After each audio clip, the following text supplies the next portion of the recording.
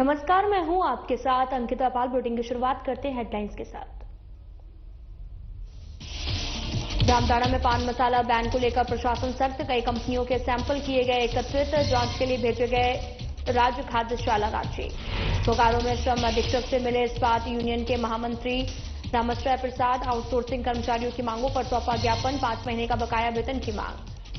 मसौड़ी में अवैध e rickshaw चालकों पर लगेगी लगाम, अतिक्रमणकारियों पर चलेगा प्रशासन का डंडा। एसडीएम अमित पटेल और एसडीपीओ नभेव ने भी कार्रवाई की कही बात।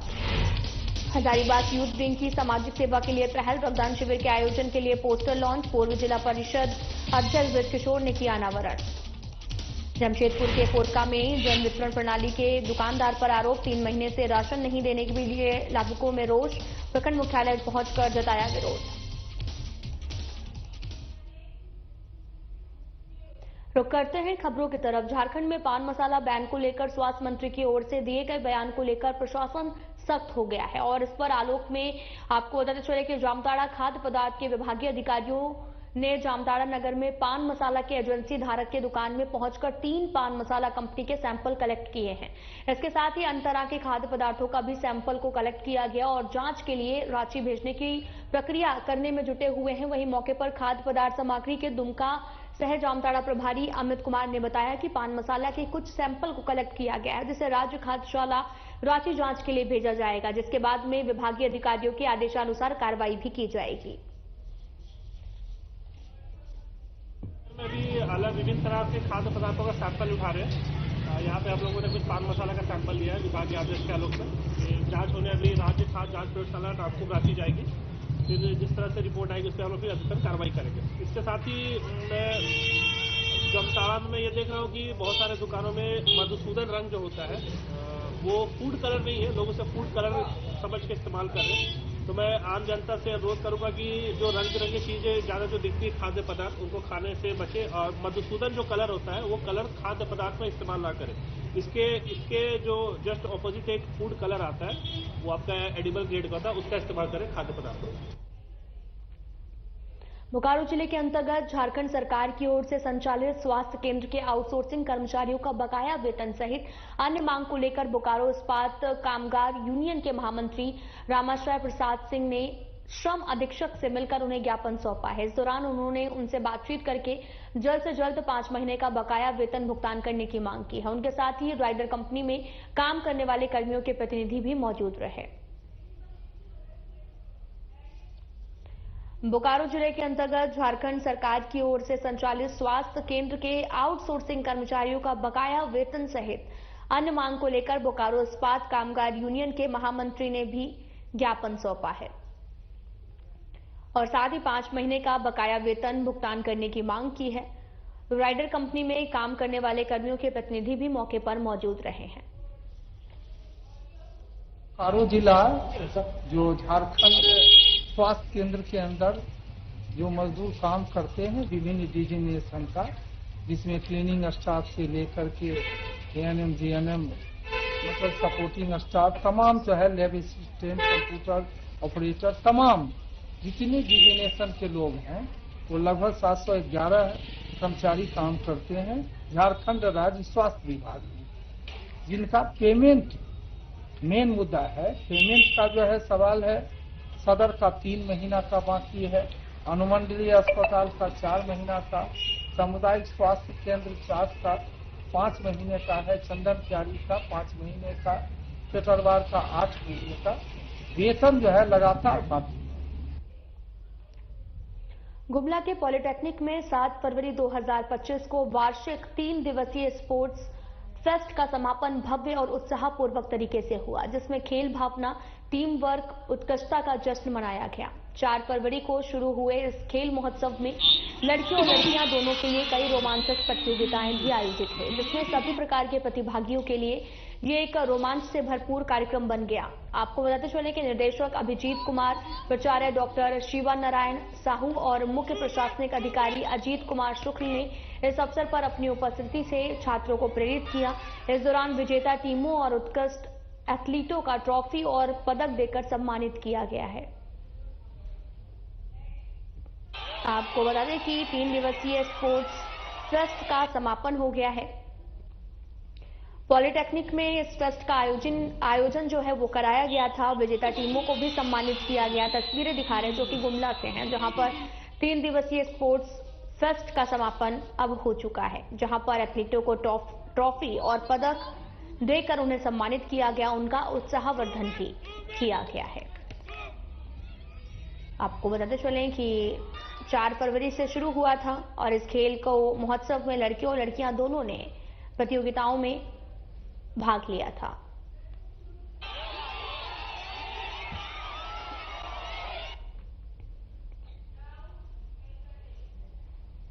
जमशेदपुर के पोटका में जन वितरण प्रणाली के दुकानदार अन्नपूर्णा महिला मंडल समिति के खिलाफ ग्रामीणों ने मोर्चा खोला है। पोटका प्रखंड मुख्यालय पहुंचकर लोगों ने विरोध भी जताया और बताया ये भी जा रहा कि पोटका के हाथी बिंदा पंचायत के जन वितरण प्रणाली के दुकानदार अन्नपूर्णा महिला मंडल समिति की ओर से पिछले 3 महीनों से लाभुकों को भी राशन नहीं दिए जाने से लाभुक काफी परेशान हैं और साथ ही लाभुकों ने पोटका प्रखंड मुख्यालय पहुंचकर दुकानदार पर कड़ी कार्रवाई की मांग की है।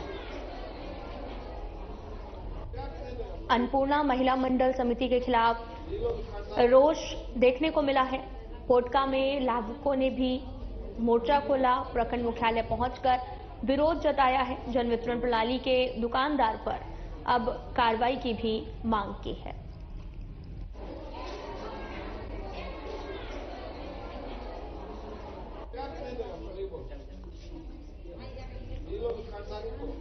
आपको बताते चले कि जमशेदपुर के पोटका में जन वितरण प्रणाली के दुकानदार अन्नपूर्णा महिला मंडल समिति के खिलाफ ग्रामीणों ने मोर्चा खोला। पोटका प्रखंड मुख्यालय पहुंचकर लोगों ने विरोध भी जताया है। पोटका के हाथीबिंदा पंचायत के जन वितरण प्रणाली के दुकानदार अन्नपूर्णा महिला मंडल समिति की ओर से पिछले 3 महीनों से राशन नहीं दिए जाने से काफी ज्यादा लाभ पाने वाले लोग जो हैं वो परेशान थे।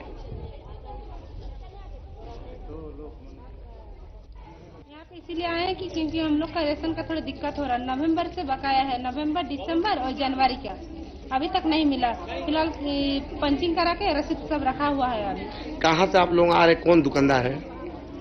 अन्नपूर्णा महिला मंडल है, डीलर का नाम है हमारा शोभारानी महतो। अच्छा, कहाँ से आप आ रहे हैं आप लोग? हाथीबिंदा गांव से। किन से मुलाकात हुई अभी आप लोगों से? एमओ साहब से। क्या बोला कि हाँ जनवरी का दिला देंगे, लेकिन नवंबर दिसंबर का हम लोग बात रखेंगे, उसके बाद उसको हम ये करेंगे कि नवंबर दिसंबर जनवरी का भी आधा आदमी पंचिंग काट लिया है। नवंबर दिसंबर का रसीद काट लिया है। आधा आदमी को एक स्टोर में 2-3 नियम कर रहा है। कोई आधा आदमी को ऐसा कर रहा है कि पंचिंग कर रहा है और चावल दे रहा है। कुछ हम लोग जितना अभी आए हुए हैं, जितना महिला देख रहे हैं, सबका अभी पंचिंग 2-3 महीना, किसका 1 महीना का, 2 महीना का बाकी है। अभी हम लोग को पंचिंग करवा रहा, अब बोल रहा कि अगले महीना मिलेगा मटेरियल। बोल रहा अभी तक आधा तुम लोग का अभी आया नहीं है, इसलिए हम लोग आए हुए हैं अभी ब्लॉक एमओ सर से मिलने। हजारीबाग यूथ विंग की ओर से सामाजिक सेवा की दिशा में एक और सराहनीय पहल की जा रही है। संगठन ने लगातार दूसरी बार रक्तदान शिविर के आयोजन की घोषणा की है और इस आयोजन का मुख्य उद्देश्य जरूरतमंद मरीजों को समय पर रक्त उपलब्ध कराना, रक्तदान के प्रति लोगों को जागरूक करना। इसी कड़ी में प्रचार प्रसार के लिए एक विशेष पोस्टर लॉन्च कार्यक्रम का भी आयोजन किया गया। इस अवसर पर पूर्व जिला परिषद अध्यक्ष सह सांसद मनीष जायसवाल के पिता ब्रजकिशोर जायसवाल ने पोस्टर का अनावरण किया है। उन्होंने इस पहल की सराहना की है और समाज के सभी वर्गों से रक्तदान करने की अपील भी की है।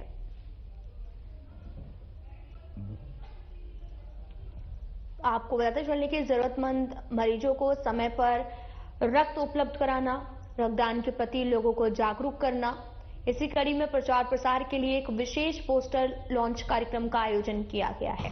इस अवसर पर पूर्व जिला परिषद अध्यक्ष सह सांसद मनीष जायसवाल के पिता ब्रजकिशोर जायसवाल ने पोस्टर का अनावरण किया। उन्होंने इस पहल की सराहना की है और समाज के सभी वर्गों से रक्तदान करने की अपील भी की है। यूथ विंग की सामाजिक सेवा के लिए ये अहम पहल देखने को मिली, जहां पर रक्तदान शिविर के लिए आयोजन की घोषणा की गई और प्रचार प्रसार के लिए पोस्टर लॉन्चिंग कार्यक्रम भी रखा गया। पूर्व जिला अध्यक्ष ने पोस्टर का अनावरण भी किया है।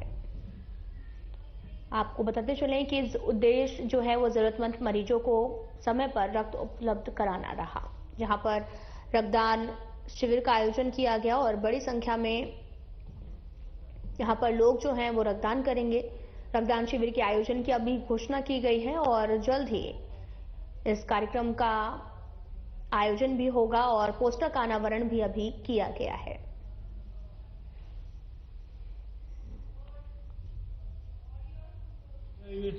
के द्वारा एक दिवसीय रक्तदान शिविर का आयोजन किया गया है। 3/3/2025 सोमवार को सुबह 10 बजे से देखिए लक्ष्मी सिनेमा हॉल में, मेरे हॉल में, मतलब मेरे हॉल के कैंपस में लग रहा है। आप जरूर आइए। चंद्र प्रकाश जैन है संरक्षक और संरक्षक से अध्यक्ष संयोजक करण जायसवाल और रोहित बजाज। देखिए, हजारीबाग यूथ विंग के द्वारा एक दिवसीय रक्तदान शिविर का भव्य आयोजन 3 मार्च को लक्ष्मी सिनेमा हॉल के कैंपस में किया जा रहा है। पिछले वर्ष भी हम लोगों ने ये आयोजन किया था और हम लोगों ने लगभग 130 यूनिट ब्लड जनरेट करवाया था और इस बार हमारा टारगेट 175 यूनिट का है। हर 2 सेकंड में पूरे इंडिया में किसी न किसी को ब्लड की जरूरत पड़ती है, इसलिए मेरी सबसे अपील है कि बढ़ चढ़ कर आगे आएं और रक्तदान करके किसी के जीवन को बचाएं। खबर मसौड़ी से है, जहां पर बाजार में अतिक्रमण को लेकर अवैध रूप से चलाए जा रहे ई रिक्शा चालकों के खिलाफ मसौड़ी प्रशासन, पुलिस प्रशासन, नगर प्रशासन ने पूरी तरह से कमर कस ली है। प्रशासन ने निर्णय लिया है कि बाजार में अतिक्रमण को मुक्त कराया जाएगा। इसके साथ ही बाजार में चलाए जा रहे अवैध ई रिक्शा चालकों के खिलाफ कार्रवाई की जाएगी। इसको लेकर एसडीएम अमित कुमार पटेल और एसडीपीओ नव वैभव ने भी बताया कि ई रिक्शा चालकों की ओर से अवैध तरीके से परिचालन किया जा रहा है और नाबालिग लड़कों की ओर से ई रिक्शा चलाए जाने की सूचना मिली है। इन दोनों अधिकारियों का कहना है कि ई रिक्शा चालकों के लाइसेंस की नियमित जांच की जाएगी। अगर अवैध पाए गए तो उन ई रिक्शा चालकों पर कानूनी कार्रवाई भी की जाएगी। आपको बताते चलें कि यहां पर अतिक्रमणकारियों पर प्रशासन का डंडा चला है। दरअसल आपको बताते चलें कि एसडीएम और एसडीपीओ ने कार्रवाई की बात कही है। अतिक्रमण को लेकर आए दिन लोगों को तमाम तरह की परेशानियों का सामना करना पड़ता है, जिसको लेकर एसडीएम और एसडीपीओ ने कार्रवाई की भी बात कही है। कई बार शिकायत भी की जा चुकी है, लेकिन अतिक्रमण हटने का नाम नहीं ले रहा। दरअसल आपको बताते चलें कि प्रशासन ने निर्णय लिया है कि बाजार में अतिक्रमण को मुक्त कराया जाएगा। इसके साथ ही बाजार में चलाए जा रहे अवैध ई रिक्शा चालकों के खिलाफ बड़ी कार्रवाई की जाएगी। इसको लेकर एसडीएम अमित कुमार पटेल, एसडीपीओ नव वैभव ने भी बताया कि ई रिक्शा चालकों की ओर से अवैध तरीके से परिचालन जो है वो किया जा रहा है, जिससे नाबालिग लड़कों की ओर से ई रिक्शा चलाए जाने की सूचना भी प्राप्त हुई है। इन दोनों अधिकारियों का भी कहना है कि ई रिक्शा चालकों के लाइसेंस की नियमित जांच की जाएगी और अगर अवैध पाए गए तो उन ई रिक्शा चालकों पर कानूनी कार्रवाई भी की जाएगी। शहर में ट्रैफिक व्यवस्था को सुचारू रूप से चलाने के लिए और यात्रियों को हो रही असुविधा को देखते हुए हम लोगों ने एक बैठक आयोजित की। बैठक में अनुमंडल पुलिस पदाधिकारी, थानाध्यक्ष मसौड़ी और कार्यपालक पदाधिकारी मसौड़ी नगर परिषद, अंचल अधिकारी, ये सब लोग भाग लिए और हम लोगों ने इस बात को लेकर चर्चा की कि कैसे हम लोग ट्रैफिक व्यवस्था को कैसे हम लोग और सुव्यवस्थित करें कि लोगों को जो है परेशानी ना हो। तो सभी लोगों के द्वारा ये मुद्दा उठाया गया कि काफी संख्या में ई रिक्शा चालक अभी इस रोड में हो गए हैं और उसमें से कई ऐसे भी लोगों की शिकायत मिल रही है कि जो कि बिना वैध ड्राइविंग लाइसेंस के या फिर वैध परमिट के ही चला रहे हैं। तथा ये भी शिकायतें सामने आई कि बहुत सारे दुकानदार रोड पे अपना सामान रख कर जो है बेचना शुरू कर दिए हैं। देखिए, आज जो मीटिंग हुई है, आज इसमें एसडीओ मसौड़ी के कार्यालय में हम लोग ने एक मीटिंग की, जिसमें ईओ मसौड़ी और उसके अलावा एसएचओ मसौड़ी, सीओ मसौड़ी और मैं भी था। और हम लोग ने उसमें जो अभी करंट में जो आरओबी का वर्क चलने के चलते जो मसौड़ी बाजार में जो जाम की समस्या है, उसको लेके डिटेल विस्तृत मीटिंग की और सबसे अहम मुद्दा यही था कि हमको जो जाम की जो समस्या है, जिसे आम जनमानस रेगुलर परेशानी फेस कर रहा है, उसको कैसे हम लोग जाम को खत्म करने के लिए क्या हमारे तरफ से प्रयास किया सकता है, उसी पे हम लोग के सभी लोग के बीच में जो चर्चा हुई और उसका जो फलाफल जो हम लोग ने ये निकाला कि जो मेजर जाम की जो समस्या है, एक हमारा सब्जी मंडी के पास होती है और दूसरा हमारा सब्जी मंडी से लेकर स्टेशन के सामने तक अनावश्यक जो कुछ ठेले वाले लगा देते हैं रोड पे, और मेजर जो है ई रिक्शा के द्वारा रोड को ब्लॉक करके बीच साइड से लेके बीच तक के रिक्शा खड़ा कर दिया जाता है, जिससे अनावश्यक जाम की समस्या होती है। अमृतेश्वर महादेव मंदिर पीरकपुर शोभन में आस्था और श्रद्धा का महासंगम देखने को मिला है, जहां शिवलिंग स्थापना प्राण प्रतिष्ठा महोत्सव का आयोजन भक्तिमय माहौल में जारी है। भव्य कलश यात्रा निकाली गई, जिसमें सैकड़ों श्रद्धालु पारंपरिक वेशभूषा में गाजे बाजे के साथ नाचते गाते बूढ़ी गंडक नदी पहुंचे हैं। वहां से पवित्र जल भरकर भक्तों ने मंदिर स्थल तक पदयात्रा भी की है। पूरे मार्ग में हर हर महादेव के जय घोष गूंजते रहे। इस दौरान श्रद्धालुओं से आग्रह भी किया गया कि वे इस पावन महोत्सव में अधिक से अधिक संख्या में शामिल होकर भगवान शिव की कृपा प्राप्त करें और पुण्य लाभ अर्जित करें। तस्वीरें आपको लगातार दिखा रहे हैं जो कि समस्तीपुर से हैं, जहां पर अमृतेश्वर महादेव मंदिर में प्राण प्रतिष्ठा कार्यक्रम का आयोजन किया गया, जहां पर बड़ी संख्या में श्रद्धालु यहां पर पहुंचे और हिस्सा भी लिया है। दरअसल आपको यह भी बताते चलें कि शिवलिंग स्थापना और प्राण प्रतिष्ठा महोत्सव का आयोजन हुआ था, जहां पर भक्तिमय माहौल देखने को मिला। भव्य कलश यात्रा भी निकाली गई, जहां पर लोग सैकड़ों श्रद्धालु गाजे बाजे के साथ में नाचते गाते बूढ़ी गंडक नदी पहुंचे हैं और भव्य कलश यात्रा में शामिल भी हुए। साथ ही लोगों से भी आग्रह किया गया कि इस यात्रा में बड़ी संख्या में जुड़ें और साथ ही आपको यह भी बताते चलें कि अधिक से अधिक संख्या में शामिल होकर भगवान शिव की कृपा जो है वो प्राप्त करें, पुण्य लाभ भी अर्जित करें, जिसमें बड़ी संख्या में चाहे नौजवान हो या फिर बुजुर्ग, सभी ने इस पदयात्रा में शामिल हुए और बूढ़ी गंडक नदी तक पहुंचे और यहां का पवित्र जल भरकर भक्तों ने मंदिर स्थल तक पदयात्रा की है। हमारे पीरकपुर शोभन ग्राम का आज सौभाग्य दिवस है। आज हमारे गांव में श्री अमृतेश्वर महादेव का आविर्भाव होने जा रहा है।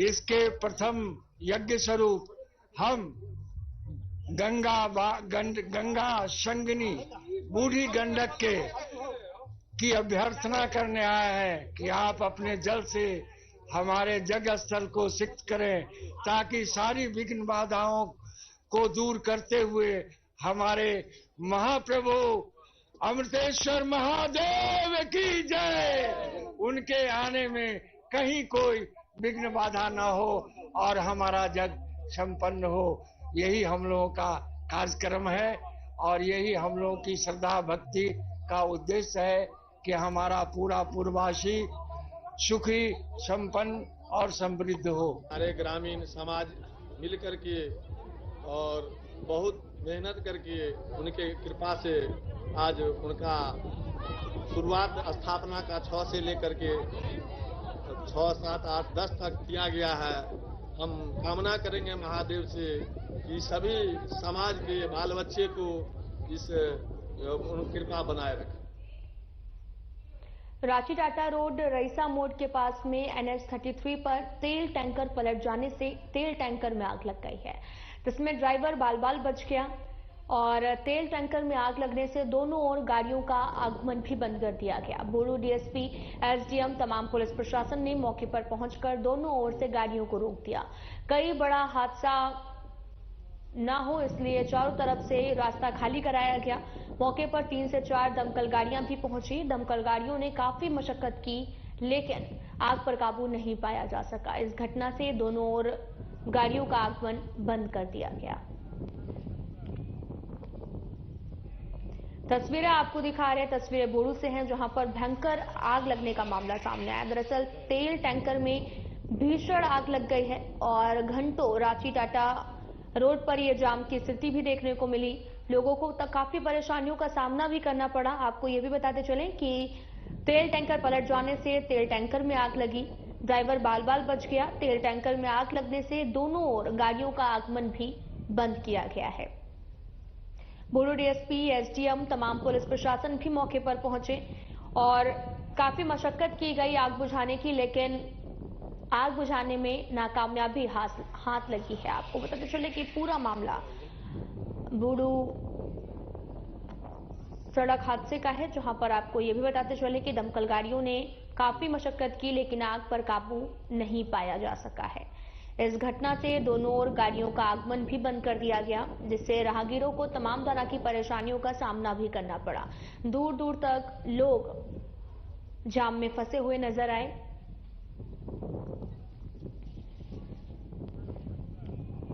की कोई सूचना नहीं है। हम लोग सारे लोग लगे हुए हैं और पूरा प्रयास में हैं। मुझे लगता है कि आधा घंटा में हो जाना चाहिए। वो पानी टैंकर तो आया ही हुआ है और इसके बाद हम लोग जो फोम होता है जिससे कि आग बुझाया जा सके तुरंत, वो गाड़ी भी 2 गाड़ी आ चुकी है। तो जाम में फंसी हुई है, उसको हम लोग क्लियर करवा रहे हैं। तुरंत उसको मंगवा करके उसको हम लोग जल्द से जल्द उसको बुझाने का काम करें। कई दमकल गाड़ियां का पानी खत्म हो चुका है, लेकिन पानी का कमी भी हो रहा है, तो कैसे स्थिति में ये काबू पाया जा सकता है? बुंदू ग्रामीण इलाका है, यहाँ पे एक ही टैंकर है, क्योंकि हम लोग रांची से टैंकर मंगवा रहे हैं, लेकिन वो टैंकर में पानी भी तुरंत खत्म हो रहा है, फिर उसको भरवा रहे हैं, फिर मंगवा रहे हैं, इसी तरह हो रहा है। तो बहुत जल्द जैसे आग पे काबू पा लेंगे। अभी देखिए 2 टैंकर अग्निशमन वाला आ चुका है, वो बुझाने का काम कर रहे हैं, और भी टैंकर आ चुकी है। थोड़ा सा जाम है, उसके वजह से थोड़ा सा लेट हो रही है।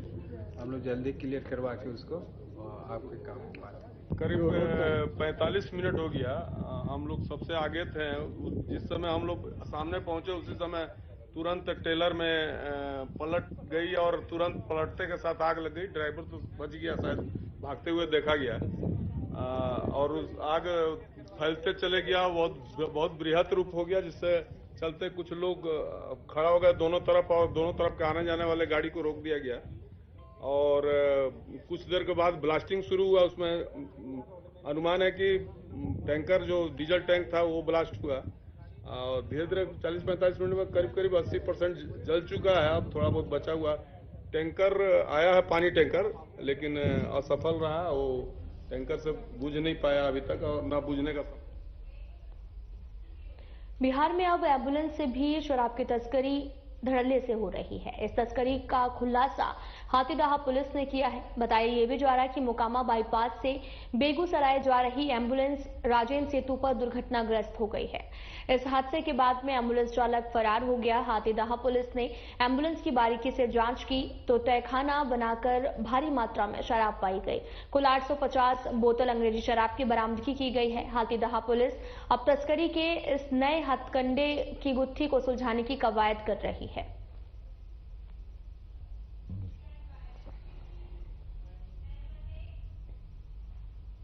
झारखंड सरकार की स्वास्थ्य व्यवस्था पर लगातार सवाल खड़े होना कोई बड़ी बात नहीं रही। आपको बताते चले कि पतरातू प्रखंड के बुरकुंडा ओपी क्षेत्र अंतर्गत मेन रोड पर हॉस्पिटल कॉलोनी शिव मंदिर के पास ऑटो और बाइक की टक्कर में बाइक सवार 2 युवक गंभीर रूप से घायल हो गए।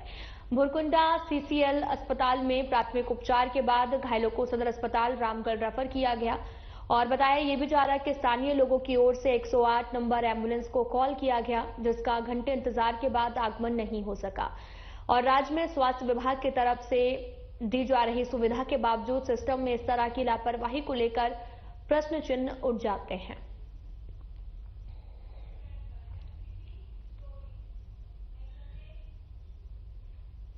जमशेदपुर के गोलमुरी में चोरों ने फिर चोरी की घटना को अंजाम दिया है और चोरों ने 30,000 नकदी 25 लाख के गहने पर हाथ साफ किया है। आए दिन चोर शहर की दुकानों और घरों को निशाना बना रहे हैं। उनका मोबाइल इतना बढ़ गया है, मनोबल जो है वो इतना बढ़ गया है कि उन्हें पुलिस प्रशासन के नाम पर कोई भी खौफ नहीं है, जिसके कारण लोग असुरक्षा महसूस कर रहे हैं। वहीं गुरुवार रात चोरों ने गोलमुरी थाना क्षेत्र के टोयला डुंगरी में फिर से एक बार चोरी की घटना को अंजाम दिया। घटना के वक्त पूरा परिवार एक शादी समारोह में गया हुआ था।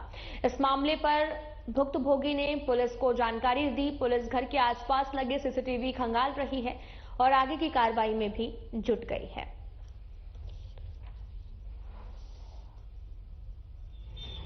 सर, हम लोग शादी में गए थे कल। जब हम लोग घर आए पार्टी अटेंड करके तो देखिए सारा चीज खोला हुआ, सारा ज्वेलरी निकला हुआ। हम लोग का 5 कवर्ड को पूरा तोड़ा हुआ और कुछ भी एक भी गोल्ड ज्वेलरी नहीं छोड़ा हम लोग। कितने का होगा मैडम? हम लोग 25 लाख का अंदाजा लगाए सर, और कैश भी 30-40 हजार था। कैश ज्यादा नहीं था घर पे। कितने रूमों में चोर घुसे थे?